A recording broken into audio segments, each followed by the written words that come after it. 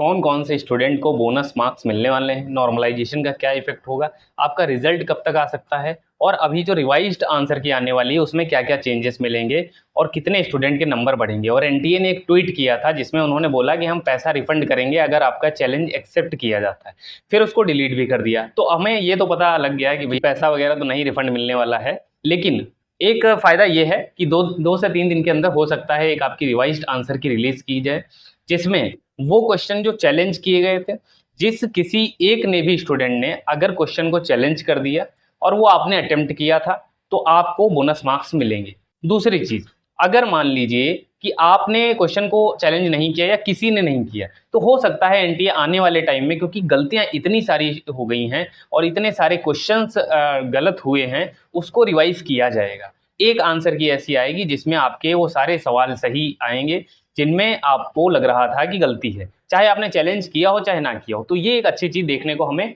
मिल सकती है आने वाली आंसर की, क्योंकि बहुत सारे क्वेश्चन गलत थे। दूसरी चीज़, बोनस मार्क्स किसको मिलेंगे, तो भाई अगर कोई भी क्वेश्चन जैसे ड्रॉप होता है तो उसके नंबर तो सबको मिलने हैं, हर एक को मिलेंगे। लेकिन अगर कोई ऐसा क्वेश्चन है जिसको किसी ने चैलेंज नहीं किया और वो एनटीए ने गलत दिया था आंसर की में, उसको रिवाइज करेंगे, सही आंसर रिलीज किया जाएगा। और जो किसी ने भी चैलेंज कर दिया है वो अगर सही पाया जाता है तो उसके भी नंबर स्टूडेंट के मार्क्स में ऐड होंगे। इसके बाद रिवाइज्ड आंसर क्या आएगी, उसमें आपको ये सारी चीज़ें देखने को मिलेंगी।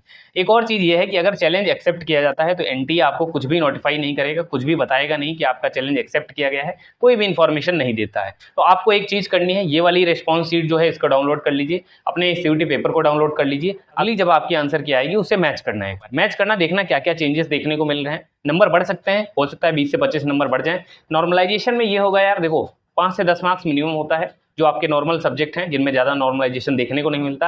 लेकिन मैथ है, फिजिक्स है, जीएटी है, इनमें आपको 20 नंबर तक भी देखने को मिल सकता है अगर शिफ्ट में बहुत ज़्यादा चेंजेस हो। शिफ्ट में बहुत ज़्यादा ऊपर नीचे होता है, वैसे भी नॉर्मलाइजेशन एक रिलेटिव प्रोसेस है, उसका आपको ज़्यादा लोड नहीं लेना चाहिए। आप अपनी कट ऑफ देखो, कितना आपका नंबर आ रहा है ना, किस तरीके से आप किस कॉलेज में एडमिशन ले रहे हो। हमेशा कोर्स को प्रायोरिटी रखो, मिनिमम आप अभी 3 से 4 यूनिवर्सिटी टारगेट करके रखो जिनमें आपको एडमिशन लेना है, खासकर अगर आप थोड़ा बॉर्डर पे हो किसी भी यूनिवर्सिटी, ताकि आप वहाँ पे एडमिशन ले सको, कब उनके फॉर्म रिलीज होंगे, ये सारी चीज़ें देखो। फाइनल आंसर की आने के बहुत ज़्यादा चांसेस हैं 5 दिन के अंदर। 5 दिन के अंदर फाइनल आंसर की आ जाएगी और आपका रिजल्ट मुझे ऐसा लगता है 22 जून के पहले या 25 जून के पहले रिजल्ट आपका डिक्लेयर कर दिया जाएगा। रिजल्ट आपका नॉर्मलाइज्ड होगा, आंसर की अभी जितनी भी आएंगी इनमें आपका रॉ स्कोर है, रॉ स्कोर के बेसिस पे कई हद तक हम प्रेडिक्ट कर लेते हैं कि हमें कौन सा कॉलेज मिलेगा, और ठीक भी है, अंदाजा लग जाता है, नो डाउट। लेकिन नॉर्मलाइजेशन में कुछ स्टूडेंट के हो सकता है 10 से 15 नंबर डिक्रीज किए जाएं, लेकिन आपका पेपर सच में इजी गया होगा या आपकी शिफ्ट में जो एवरेज स्कोर है वो बहुत ज़्यादा हाई होगा अदर शिफ्ट के कंपैरिजन में, तो आपको थोड़ा सा डिक्रीज देखने को मिलेगा। वो इसलिए